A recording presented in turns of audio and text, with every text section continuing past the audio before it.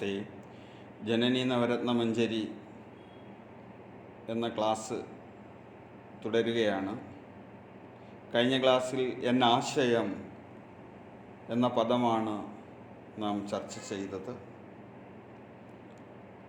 പേരുകൊണ്ട് ദേവീ സ്തുതിയാണെന്ന് തോന്നാമെങ്കിലും ഉജ്ജ്വലമായ ഒരു വേദാന്ത കൃതിയാണ് ജനനി നവരത്ന മഞ്ജരി എന്ന് നാം നേരത്തെ പറഞ്ഞിരുന്നു.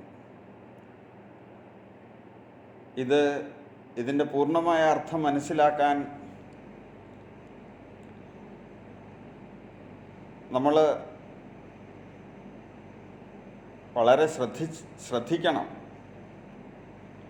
ഒന്നായ മാമതിയിൽ നിന്നായിരം ത്രിപുടി വന്നാശു തന്മതി മറന്ന് അന്നാദിയിൽ പ്രിയമുയർന്നാടലാം കടലിലൊന്നായി വീണു വലയും എന്നാശയം. ഇവിടം വരെയാണ് നമ്മൾ ഇതുവരെ പഠിച്ചു കഴിഞ്ഞത്. ഇനി ഗതിപെറും നാദഭൂമിയിൽ അമർന്ന് ആവിരാഭ പടരും ചിന്നാഭിയിൽ ത്രിപുടി എന്നാണറും പടി കലർന്നറിടുന്നു ജനനീ. ആ ഭാഗമാണ് ഇനി നമുക്ക് ചർച്ച ചെയ്യേണ്ടത്. ഗതിപെറും നാദഭൂമിയിൽ അമർന്ന് ആവിരാഭ പടരും ചിന്നാഭിയിൽ ത്രിപുടി എന്നാണറും പടി കലർന്നറിടുന്നു ജനനീ. അപ്പോൾ എല്ലാവരും മനസ്സിലാക്കിയിട്ടുണ്ട്, നമ്മൾ ഒരു ആടലാം കടലിലാണ്. നമ്മുടെ ആശയം, നമ്മുടെ അന്ധകരണം, നമ്മുടെ മനസ്സ് ഒരാടലാം കടലിൽ കിടന്ന് ഉഴലുകയാണ്. ഇതിൽ നിന്ന് എനിക്ക് എങ്ങനെയാണൊരു മോചനം എന്നാണ് ഈ അടുത്ത ഭാഗം ചർച്ച ചെയ്യുന്നത്. ഈ ആടലാം കടലിൽ നിന്ന് എനിക്ക് എങ്ങനെയാണ് ഇനി ഒരു മോചനം? ദേവിയാണ് ആ മോചനം നൽകേണ്ടത്. അമ്മേ, എങ്ങനെയാണ് അതിൽ നിന്ന് എനിക്കിനി ഒരു മോചനം? ഗതിപെറും നാദഭൂമിയിൽ അമർന്ന് ആവിരാഭ പടരും ചിന്നാഭിയിൽ ത്രിപുടി എന്നാണറും പടി കലർന്നറിടുന്നു ജനനീ. ഗതിപെറും എന്ന് പറഞ്ഞാൽ സത്യസ്വരൂപത്തെ കാണിച്ചു തരുന്ന എന്നാണ് അർത്ഥം. സത്യസ്വരൂപത്തെ, ഭഗവാനെ, ഈ പ്രപഞ്ചത്തിൻ്റെ സത്യവസ്തുവിനെ, ഭഗവാനെ, ബ്രഹ്മത്തെ, പരമാത്മാവിനെ കാണിച്ചു തരുന്ന, അതാണ് ഗതിപെറും. പെറും എന്നൊക്കെ പച്ച മലയാളത്തിൽ ഗുരു പറഞ്ഞിരിക്കുകയാണ്. അപ്പോൾ ആ സത്യസ്വരൂപത്തെ കാണിച്ചു തരുന്ന എന്നാണ് അതിൻ്റെ അർത്ഥം. നാം ഇപ്പോൾ കാണുന്നതൊന്നും സത്യസ്വരൂപങ്ങളല്ല, സത്യവസ്തുക്കളല്ല.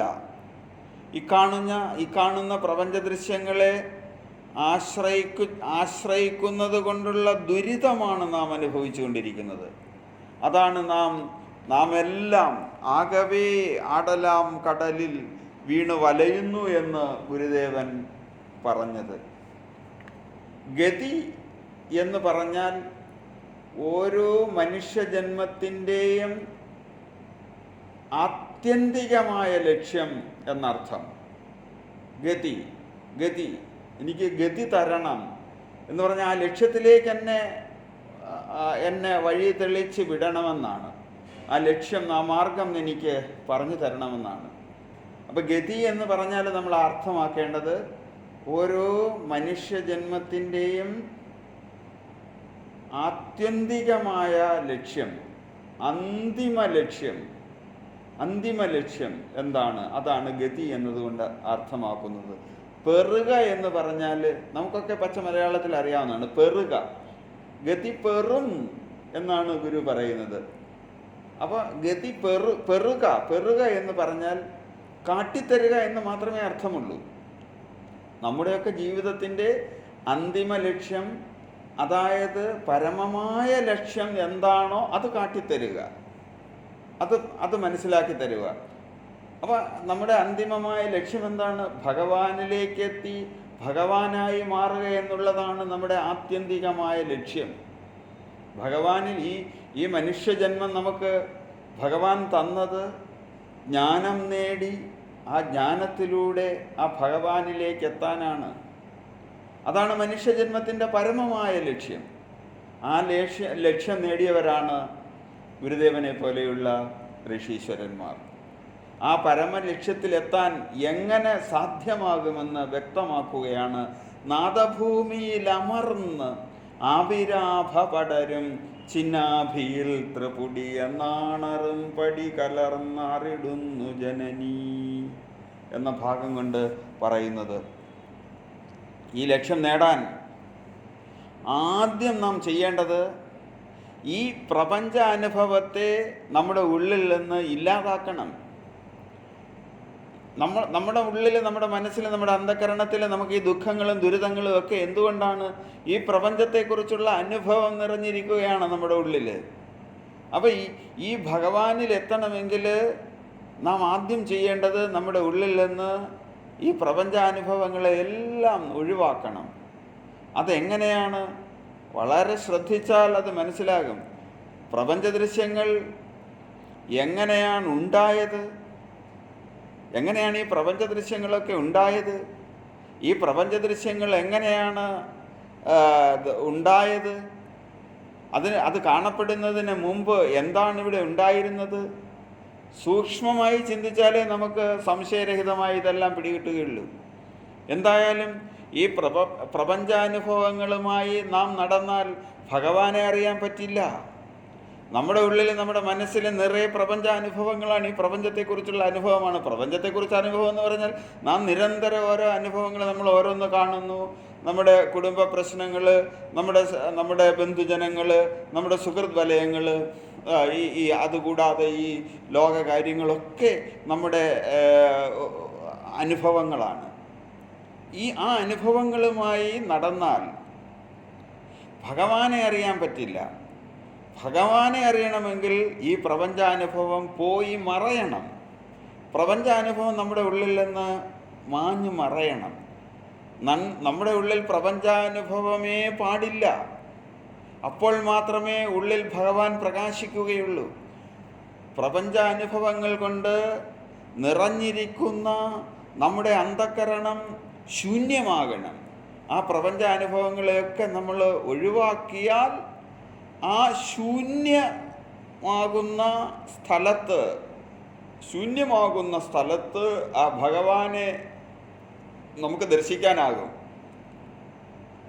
അപ്പോൾ എല്ലാ അനുഭവങ്ങളും മനസ്സിൽ നിന്ന് പോയി ഉള്ളം ശൂന്യമാകുന്ന അവസ്ഥയിൽ അവിടെ ഭഗവാൻ ഉദിച്ചുയരും.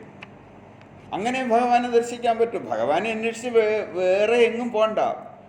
ഉള്ളിൽ ഭഗവാനെ ദർശിക്കുന്ന സമയത്ത് ഈ പഞ്ചഭൂതങ്ങളും പഞ്ചഭൂത നിർമ്മിതങ്ങളാകുന്ന പ്രപഞ്ച ദൃശ്യങ്ങളും അത് നൽകുന്ന അനുഭവങ്ങളും എവിടെയോ പോയി മറയും.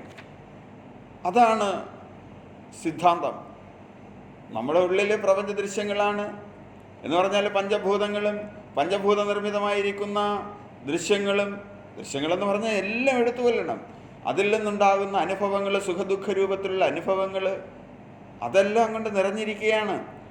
ആ അനുഭവങ്ങളെല്ലാം ഒഴിവാക്കുമ്പോൾ എന്ന് പറഞ്ഞാൽ അനുഭവങ്ങൾ ഒഴിവായി ശൂന്യമാകുന്ന അന്ധകരണത്തിൽ നമുക്ക് ഭഗവാനെ ദർശിക്കാനാകും.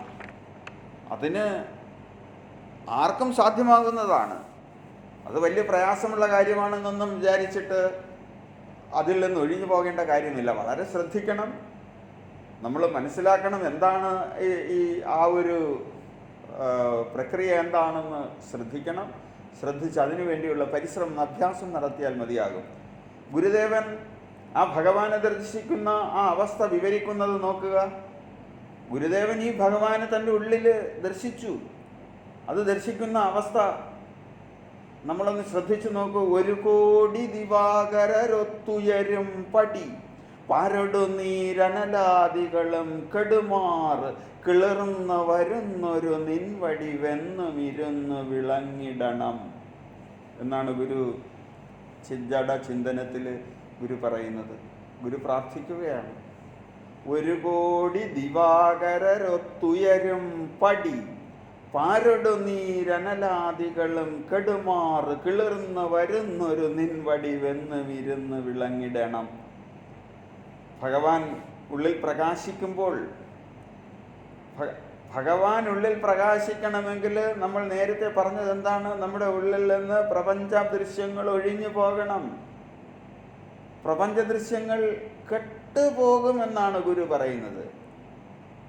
ഭഗവാൻ ഉള്ളിൽ പ്രകാശിക്കുമ്പോൾ പാരടു നീരണലാദികളും കെട്ടുപോകുന്നു എന്നാണ് ഈ ചിന്തയുടെ ചിന്തനത്തിൽ, ഈ ശ്ലോകത്തിൽ ഗുരു പറയുന്നത്. ഗുരുദേവൻ അനുഭവിച്ചതാണ്. പാരൊടു നീരനലാദികളും കെട്ടുപോകുന്നു. ഭഗവാൻ ഉള്ളിൽ കിളിർന്ന് വരുമ്പോൾ എന്നാണ്. കിളിർന്ന് വരുമ്പോൾ ഭഗവാൻ ഉള്ളിലാണ് കിളിർന്ന് വരുന്നത്. പച്ച മലയാളത്തിലെങ്ങ് പറയുന്നതേ ഉള്ളൂ. കിളിർന്ന് വരിക എന്ന് പറഞ്ഞാൽ വ്യക്തമായി തെളിഞ്ഞു വരിക എന്നാണ് അർത്ഥം. ഭഗവാൻ നമ്മുടെയൊക്കെ ഉള്ളിൽ കിളിർന്ന് വരുമ്പോൾ വ്യക്തമായി തെളിഞ്ഞു വരുമ്പോൾ ആർക്കും സംശയം വേണ്ട, ഉള്ളിലേ ഭഗവാനെ ദർശിക്കാൻ പറ്റൂ. ഉള്ളിൽ മാത്രമേ ഭഗവാനെ ദർശിക്കാൻ പറ്റൂ. അത് വെളിയിൽ എവിടെ തിരഞ്ഞാലും കിട്ടില്ല. ആ ഭഗവാനെ വെളിയിൽ തിരഞ്ഞാൽ കിട്ടില്ല. അത് ഉള്ളിലേ വിട്ടു. ഉള്ളിൽ കിളിർന്നു വരുന്നൊരു നിൻ വടിവ് എന്നാണ് ഗുരു പറയുന്നത്. എവിടെയാണ് അത്? ഉള്ളിൽ കിളിർന്നു വരിക. കിളിർന്നു വരിക എന്ന് പറഞ്ഞാൽ പ്രകാശിച്ച് വ്യക്തമായി തെളിഞ്ഞു വരിക എന്നാണ് അർത്ഥം. അപ്പം ഉള്ളിൽ വ്യക്തമായി തെളിയുന്ന ഭഗവാനെ നിന്റെ അനുഭവം എന്നും ഇരുന്ന് വിളങ്ങിടണം എൻ്റെ ഉള്ളിൽ. ആ കിളിർന്നു വരുന്ന, തെളിഞ്ഞു വരുന്ന ആ ഭഗവാന്റെ ചിന്മാത്ര രൂപം, ചിന്മാത്ര ചിത്ത് എന്ന് പറഞ്ഞാൽ ഭഗവാൻ എന്നാണ് അർത്ഥം. അതാണ് ചിന്മാത്രം എന്നാണ് പറയുന്നത്. അതിന് ചിന്മാത്ര രൂപം, ചിത്തെന്ന് പറഞ്ഞാൽ ഭഗവാൻ എന്നാണ് അർത്ഥം.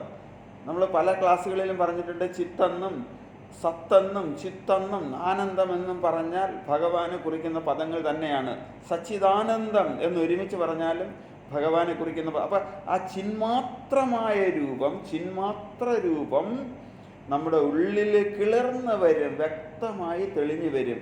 ആ അനുഭവം വന്നു കഴിഞ്ഞാലോ അത് എന്നും ഇരുന്ന് വിളങ്ങിടണം എന്നാണ് ഗുരു പ്രാർത്ഥിക്കുന്നത്. എന്നും എന്ന് പറഞ്ഞാൽ വല്ലപ്പോഴും അല്ല, എപ്പോഴും എല്ലായ്പ്പോഴും ഇരുന്ന് വിളങ്ങിടണം, വിട്ടുമാറാതെ എല്ലായ്പ്പോഴും അനുഭവമായി ഇരിക്കണം. എപ്പോഴും എനിക്ക് ആ അനുഭവം ഉണ്ടായിക്കൊണ്ടേ ഇരിക്കണം എന്നാണ് ഗുരുദേവൻ പ്രാർത്ഥിക്കുന്നത്. കിളിർന്നു വരുന്നൊരു നിൻ വടിവ് എന്നും ഇരുന്ന് വിളങ്ങിടണം എൻ്റെ ഉള്ളിലെന്നാണ്. അപ്പം ഭഗവാൻ ഉള്ളിൽ അനുഭവവേദ്യമാകുമ്പോൾ എന്താണ് സംഭവിക്കുന്നത്? പാരൊടു നീരനലാദികളും കെടുമാറ് എന്നാണ് ഗുരു പറഞ്ഞത്. കെടുമാറെന്ന് പറഞ്ഞാൽ മാഞ്ഞു മറയുക എന്നാണ് അർത്ഥം. കെടുമാറ്, കെട്ടുപോകും എന്ന് പറഞ്ഞാൽ, കെടുമാറെന്ന് പറഞ്ഞാൽ മാഞ്ഞു മറയുമാറ് എന്നാ, മാഞ്ഞു മറഞ്ഞു പോകും. എപ്പോഴാണ് മാഞ്ഞു പോകുമെന്ന് പറഞ്ഞാൽ? ഇല്ലാതാകുമെന്നാണ് അർത്ഥം. എന്താ ഇല്ലാതാകുന്നത്? പാരൊടു നീരനലാദികളും. അപ്പോൾ ഭഗവാനെ ഉള്ളിൽ ദർശിക്കുമ്പോൾ, ഞാൻ നേരത്തെ പറഞ്ഞു, ഭഗവാനെ ഉള്ളിൽ ദർശിക്കുന്ന സമയത്ത് നമ്മുടെ ഉള്ളിലുള്ള പഞ്ചഭൂതങ്ങളും പഞ്ചഭൂത നിർമ്മിതമായിരിക്കുന്ന, പഞ്ചഭൂത സംഘാതമായിരിക്കുന്ന ഈ പ്രപഞ്ച ദൃശ്യങ്ങൾ ഒഴിഞ്ഞു പോകും. അങ്ങനെ ഒഴിഞ്ഞുപോയി ശൂന്യമാകുന്ന ഉള്ളിലാണ് ഭഗവാന്റെ ദർശനം നമുക്കുണ്ടാകുന്നത്. അപ്പോൾ പാരൊടു നീരനലാദികളും. പാരൊട് എന്ന് പറഞ്ഞാൽ ഭൂമി എന്നാണ് അർത്ഥം. നീരെന്ന് പറഞ്ഞാൽ അറിയാം, ജലം. അനലെന്ന് പറഞ്ഞാൽ, അനലൻ എന്ന് പറഞ്ഞാൽ അറിയാം, അഗ്നി. പാരൊടു നീരനലാദികൾ എന്ന് പറഞ്ഞാൽ ഭൂമി, ജലം, അഗ്നി തുടങ്ങിയ പഞ്ചഭൂതങ്ങളും ആ പഞ്ചഭൂത നിർമ്മിതങ്ങളായ പ്രപഞ്ച ദൃശ്യങ്ങളും എന്നാണ് അർത്ഥം. അപ്പോൾ പഞ്ചഭൂതങ്ങളും ആ പഞ്ചഭൂത നിർമ്മിതങ്ങളായിരിക്കുന്ന, പഞ്ചഭൂതങ്ങളുടെ സംഘാതമായിരിക്കുന്ന പ്രപഞ്ച ദൃശ്യങ്ങളും കെടുമാറ് എന്ന് പറഞ്ഞാൽ കെട്ടുപോകും, മാഞ്ഞു മറയുന്ന അവസ്ഥയിൽ ഭഗവാൻ ഉള്ളിൽ വ്യക്തമായി തെളിയും എന്നാണ് അർത്ഥം. വ്യക്തമായി എല്ലായ്പ്പോഴും തൻ്റെ ഉള്ളിൽ വ്യക്തമായി തെളിയണം എന്നാണ് ആ ഭാഗം കൊണ്ട് ഗുരുദേവൻ പ്രാർത്ഥിക്കുന്നത്. ആ ഭഗവാൻ എങ്ങനെയാണ് ഉള്ളിൽ വ്യക്തമായി തെളിയുന്നത്? ഒരു കോടി ദിവാകരരൊത്തുയരും പടി. ഈ ഭഗവാനെ കാണുമ്പോൾ എത്ര വ്യക്തമായിട്ടാണ് ആ ഭഗവാനെ എൻ്റെ ഉള്ളിൽ ഞാൻ ദർശിക്കുന്നതെന്ന് പറയുകയാണ്, വളരെ വ്യക്തമായിട്ട്. ഒരു കോടി ദിവാകരരൊത്തുയരും പടി. കോടി സൂര്യന്മാർ ഒരുമിച്ചുദിച്ചുയർന്നതുപോലെ വ്യക്തമായി ഭഗവത് രൂപം ഉള്ളിൽ അനുഭവ വിഷയമാകുമെന്നാണ് ഗുരുദേവൻ പറയുന്നത്. ഒരു കോടി ദിവാകരരൊത്തുയരും പടി. ആ ഭഗവാൻ നമ്മുടെ ഉള്ളിൽ അനുഭവ വിഷയമാകുമ്പോൾ അത് എത്ര സ്പഷ്ടമായിട്ടാണെന്നാണ് പറയുന്നത്. ഒരു ദിവാകരൻ തന്നെ, ഒരു സൂര്യൻ തന്നെ ഉദിച്ചുയർന്നാൽ എത്ര പ്രകാശമാണ്. അപ്പോൾ ഒരു കോടി ദിവാകരൻ, അപ്പോൾ അത്രയും സ്പഷ്ടമായിട്ട് ഇതാ ഞാൻ അനുഭവിക്കുന്നു, അത് എന്നും എൻ്റെ ഉള്ളിൽ ഇരുന്ന് വിളങ്ങണം എന്നാണ് ഗുരു പറയുന്നത്. കോടി സൂര്യന്മാർ ഒരുമിച്ച് ഉദിച്ചുയരുന്നത് പോലെ വ്യക്തമായി ഭഗവത് രൂപം എൻ്റെ ഉള്ളിൽ അനുഭവ വിഷയമാകുമെന്ന് എന്നാണ് ഗുരു അനുഭവ വിഷയമാകണമെന്നാണ് ഗുരു പ്രാർത്ഥിക്കുന്നത്. ആത്മോപദേശ ശതകത്തിലും ഗുരു ഇത് തന്നെയാണ് പറയുന്നത്. അപ്പോൾ ഈ ഭാഗങ്ങൾ ആധ്യാത്മിക ദർശനമാണ്. ഒരു യോഗി എങ്ങനെയാണ് ഈ ഭഗവാനെ ദർശിക്കുന്നത്, യോഗി എങ്ങനെയാണ് ഭഗവാനെ തൻ്റെ ഉള്ളിൽ ദർശിക്കുന്നത് എന്ന് വ്യക്തമാക്കുകയാണ് ആ ഭാഗങ്ങളിലൂടെ ചെയ്യുന്നത്. യോഗ അനുഭവം അതേപോലെ തന്നെ ഗുരു വ്യക്തമാക്കുകയാണ്. നമുക്കൊരു പക്ഷേ മനസ്സിലാക്കാൻ പ്രയാസമായി തോന്നിയേക്കാം. അങ്ങനെ തോന്നിയാൽ ഇത് ബോധമായിട്ട് തോന്നും. അങ്ങനെ തോന്നരുത്. ഇത് മനസ്സിലാക്കാൻ ബോധപൂർവം ശ്രമിക്കണം. അപ്പോൾ ഈ കാര്യം തന്നെ ആത്മോപദേശ ശതകത്തിൽ പറയുന്നു. ഒരു 10,000 ആതിഥേയരൊന്നായി വരും, അതുപോലെ വരും വിവേകവൃത്തി എന്ന് ആത്മോപദേശ ശതകത്തിലും പറയുന്നുണ്ട്.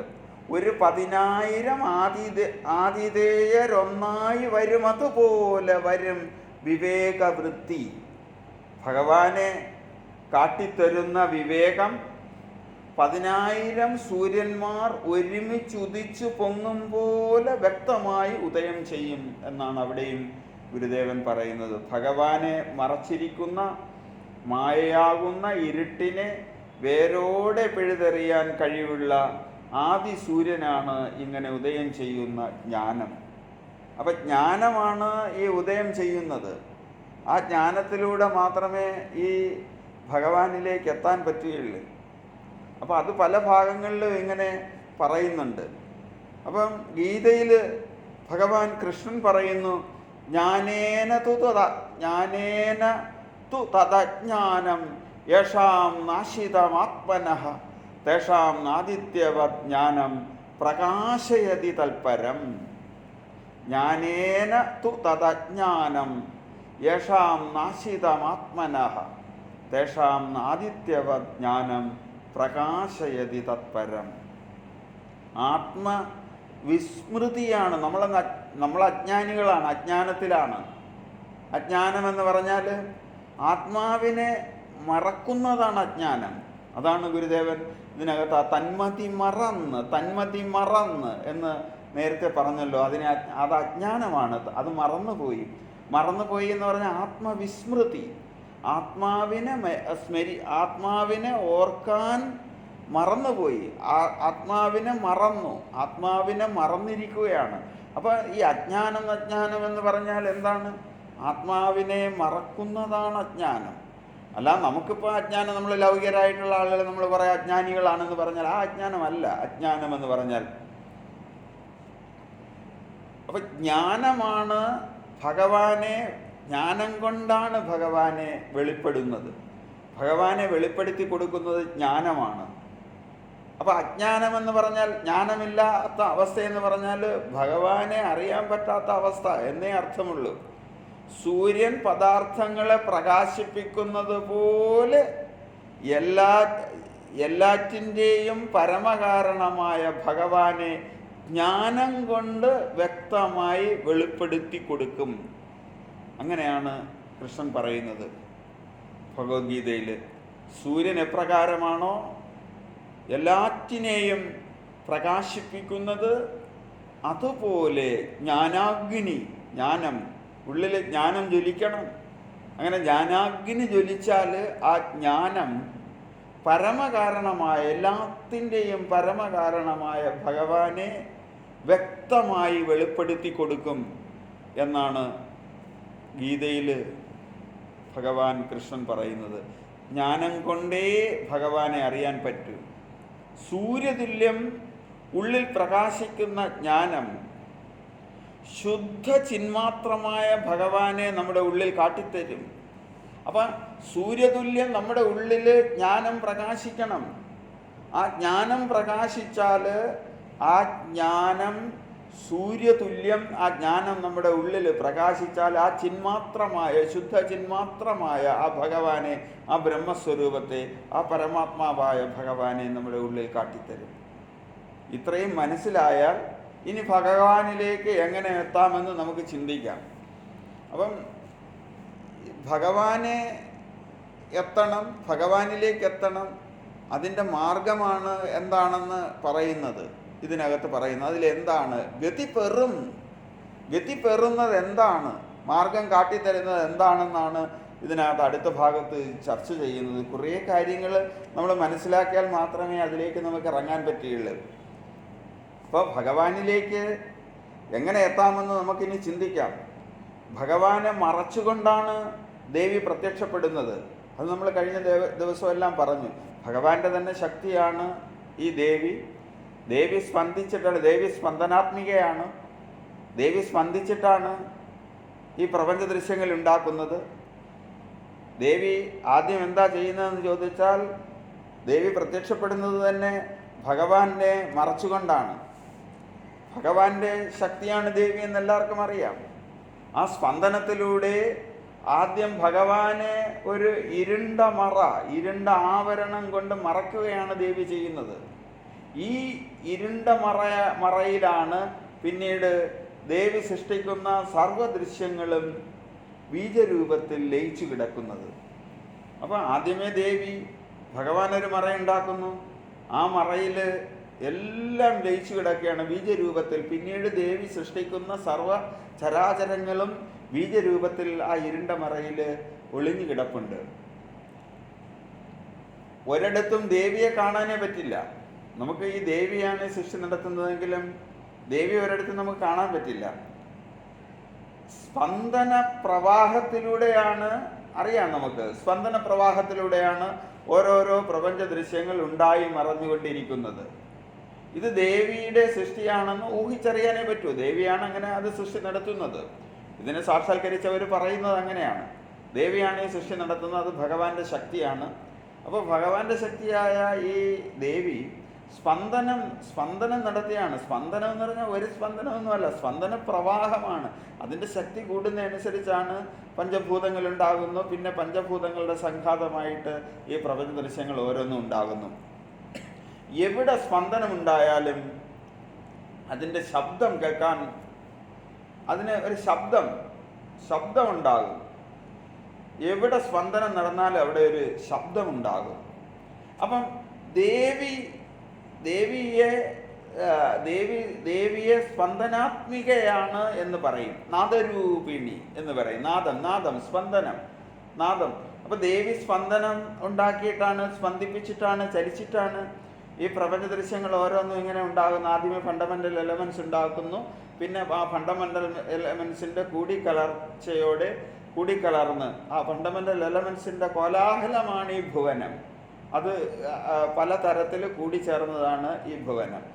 അപ്പം ദേവി സ്പന്ദനാത്മികയാണ്. സ്പന്ദനാത്മിക എന്ന് പറഞ്ഞാൽ ദേവിയെ നാദരൂപിണി എന്നും പറയും. നാദരൂപിണി. അപ്പം ദേവിയെ അറിയണമെങ്കിൽ ദേവിയെ അറിയാൻ പറ്റും. നാദരൂപിണിയാണ്. ഭഗവാനിൽ ആദ്യം ശബ്ദരൂപത്തിൽ പൊന്തുന്ന ശക്തിയാണ് ഈ ദേവി. ശബ്ദരൂപത്തിലാണ് അത് പൊന്തുന്നത്. അപ്പം നമ്മൾ ദേവിക്ക് വേറൊരു പേരൂടെ കൊടുത്തു. ദേവി ചലനാത്മികയാണ്, സ്പന്ദനാത്മികയാണ്. സ്പന്ദനം എവിടെ സ്പന്ദനം നമ്മൾ അറിയുന്നത് എങ്ങനെയാണെന്ന് വെച്ചാൽ, ആ സ്പന്ദനത്തിൽ നിന്നൊരു ശബ്ദം പുറപ്പെടുവിക്കും. ഒരു ശബ്ദം കേൾക്കാൻ പറ്റും നമുക്ക്. അപ്പോൾ ദേവി, അതിനാണ് ദേവിയെ നാദരൂപിണി എന്ന് പറയുന്നത്. നാദരൂപിണി എന്ന് പറയുന്നത്, നാദരൂപിണിയാണ് ദേവി. കാര്യം ദേവി സ്പന്ദിക്കുമ്പോഴൊരു നാദം പുറപ്പെടുവിക്കുന്നുണ്ട്, ശബ്ദമുണ്ട്, സ്വാഭാവികമാണത്. ഇപ്പോൾ ആകാശം, ദേവി ആദ്യം ഉണ്ടാക്കുന്ന മറയാണ് ഈ ആകാശം.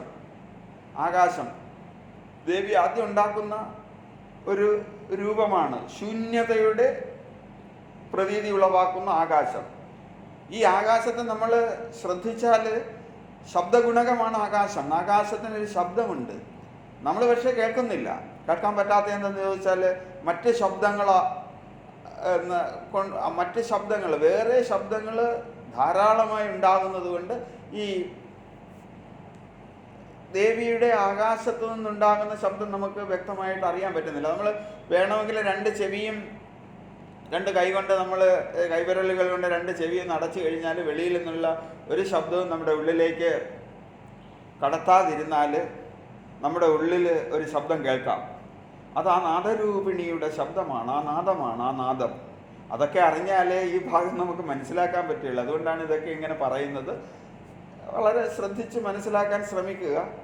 വേദാന്ത തത്വങ്ങളാണ് അതിൽ ഉൾപ്പെടുത്തിയിരിക്കുന്നത്.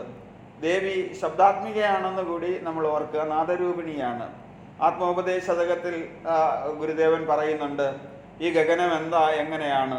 ധ്വനിമയമായി ഗഗനം ജ്വലിക്കും അന്നാളണയും അതിങ്കലശേഷ ദൃശ്യജാലം പുനരവിടെ ത്രിപുടിക്ക് പൂർത്തി നൽകും സ്വനവുമടങ്ങിടം സ്വയം പ്രകാശം. സ്വനവും അടങ്ങുമിടം സ്വയം പ്രകാശം. കേട്ടാ മതി. ഇത് കുറേ പഠിച്ചതിന് ശേഷം മാത്രം ഇതൊക്കെ മനസ്സിലാകൂ. അപ്പോൾ സൃഷ്ടിയിലും സാക്ഷാത്കാരത്തിലും ശക്തി നാദരൂപിണിയാണ്. ഈ ശക്തി, ഈ ദേവി നാദരൂപിണിയാണെന്ന് മാത്രം മനസ്സിലാക്കിയാൽ മതി. നാദരൂപിണിയാണ്. അപ്പോൾ ദേവിയെ നമ്മൾ അറിയണമെങ്കിൽ എങ്ങനെയാണ് ദേവിയെ അറിയാൻ പറ്റുന്നത്? ദേവിയെ അറിഞ്ഞു, ദേവിയുടെ അനുഗ്രഹത്തിലൂടെ ദേവിയെ മാറ്റിയിട്ട് വേണം ഭഗവാനിലേക്ക് പോകാൻ. അതൊരു പ്രോസസ്സിംഗ് ആണ്, ഉള്ളിൽ നടക്കുന്ന ഒരു അഭ്യാസത്തിലൂടെ നടക്കുന്ന, യോഗികൾക്ക് മാത്രം സാധ്യമാകുന്ന ഒരു പ്രോസസ്സിംഗ് ആണ്. അതിലേക്ക് നമ്മൾ പോകാനാണ് നമ്മൾ ഈ ശ്രമിക്കുന്നത്. അപ്പോൾ സൃഷ്ടിയിലും സാക്ഷാത്കാരത്തിലുമൊക്കെ ഈ ശക്തി, ഈ ദേവി, ഈ ജനനി നാദരൂപിണിയാണെന്ന് ഓർത്തു കൊള്ളണം. നാദരൂപിണി. നാദരൂപിണി എന്ന് പറഞ്ഞാൽ എന്തുകൊണ്ടാണ് അങ്ങനെ പറയുന്നതെന്ന് മനസ്സിലാവില്ല. നാദം, ശബ്ദം രൂപമായിട്ടുള്ളവളാണ് ഈ ദേവി. കാരണം ദേവിയുടെ സ്വഭാവമേ, ദേവിയുടെ ജോലിയെ സ്പന്ദനമാണ്. സ്പന്ദിച്ചിട്ടാണ് എല്ലാം ഉണ്ടാക്കുന്നത്. അപ്പോൾ ആ സ്പന്ദനത്തിൽ നിന്ന് മുഴങ്ങുന്ന നാദത്തെയാണ്. അതുകൊണ്ട് ദേവിയെ നാദരൂപിണി എന്നാണ് പറയുന്നത്. സൃഷ്ടിയുടെ തുടക്കത്തിൽ ശക്തി ശബ്ദമയമായ ആകാശമായി ജ്വലിച്ചു ഉയരും. അതല്ലേ നമ്മൾ നേരത്തെ പറഞ്ഞിട്ടുണ്ടത്. സൃഷ്ടിയുടെ തുടക്കത്തിൽ എന്താ സംഭവിക്കുന്നതെന്ന് പറഞ്ഞാൽ ഈ ആകാശമായി ജ്വലിച്ചുയരുകയാണ് ഈ ശക്തി. ആകാശത്തെയാണ് സൃഷ്ടിക്കുന്നത്. ആ ആകാശം കൊണ്ട് ഒരു ശൂന്യത ഉളവാക്കുകയാണ്, പ്രതീതി ഉളവാക്കുകയാണ്. അതുകൊണ്ട് യഥാർത്ഥത്തിൽ എന്താ ചെയ്യുന്നതെന്ന് ചോദിച്ചാൽ ഭഗവാനെ അങ്ങ് മറച്ച്, ഈ ആകാശം കൊണ്ട് ഭഗവാനെ മറച്ചിരിക്കുകയാണ്. അപ്പോൾ ആകാശം കൊണ്ട് ഭഗവാനെ മറച്ചിരിക്കുകയാണ്. അത് ആ ആകാശം എങ്ങനെയാണെന്ന് ചോദിച്ചാൽ സൃഷ്ടിയുടെ തുടക്കത്തിലാണ്. സൃഷ്ടിയുടെ തുടക്കത്തിൽ ആദ്യം ഈ ദേവി, ഈ ജനനി ചെയ്യുന്നത് ശബ്ദമയമായ ആകാശത്തെ ഉണ്ടാക്കുകയാണ്. അപ്പോൾ ശബ്ദമയമായ ആകാശമായി ജ്വലിച്ചുയരുകയാണ് ഈ ശക്തി ആദ്യം ചെയ്യുന്നത്, ദേവി ചെയ്യുന്നത്. പിന്നെ എല്ലാ പ്രപഞ്ച ദൃശ്യങ്ങളും ഈ ശബ്ദമയമായ ആകാശത്തിൽ നിന്ന് പൊന്തി വരുന്നു. അപ്പോൾ ആദ്യമേ അവ്യക്തമറ, ആ അവ്യക്തമറയെ വേറെ ഒരു രീതിയിലൂടെ നമ്മൾ ചിന്തിക്കുകയാണ്. ശബ്ദമയമായ ആകാശം, ആ ആകാശത്തിൽ നിന്ന് പിന്നീട് പൊന്തി വരുന്നതാണ് സർവ്വപ്രപഞ്ച ദൃശ്യങ്ങളും. അത് വന്നിട്ട് അങ്ങനെ ജ്ഞാന ജ്ഞേയരൂപമായ ത്രിപുടി വേർതിരിയുന്നു. ഓരോ പ്രപഞ്ച ദൃശ്യങ്ങൾ വേർതിരിയുന്നത് അതിൽ നിന്നാണ്. നമുക്കതെല്ലാം അറിയുന്നവൻ, അറിയുന്നവൻ, അറിയപ്പെടുന്ന വസ്തു ജ്ഞാന ജ്ഞേയ രൂപത്തിൽ ത്രിപുടി വേർപിരിയും.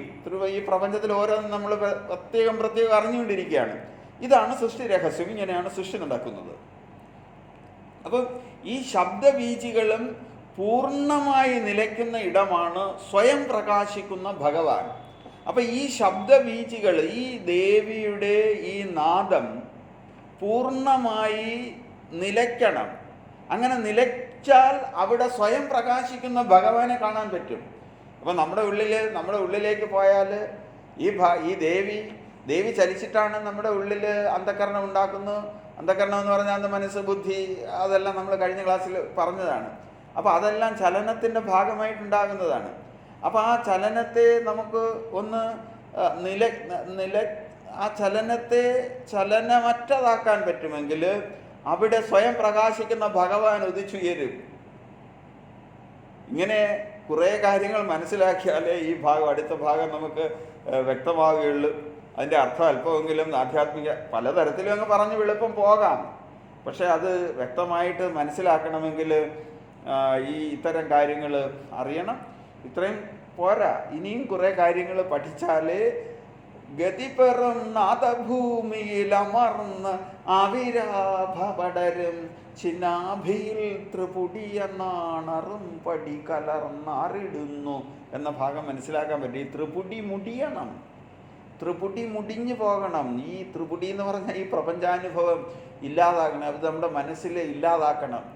അങ്ങനെ ഇല്ലാതാക്കിയാലേ അതിന് ദേവി എന്താണെന്നറിയണം. ദേവി നാദരൂപിണിയാണെന്നെങ്കിലും ഇപ്പോൾ മനസ്സിലാക്കാം. അതാണ് നാദഭൂമിയിൽ അമരണം.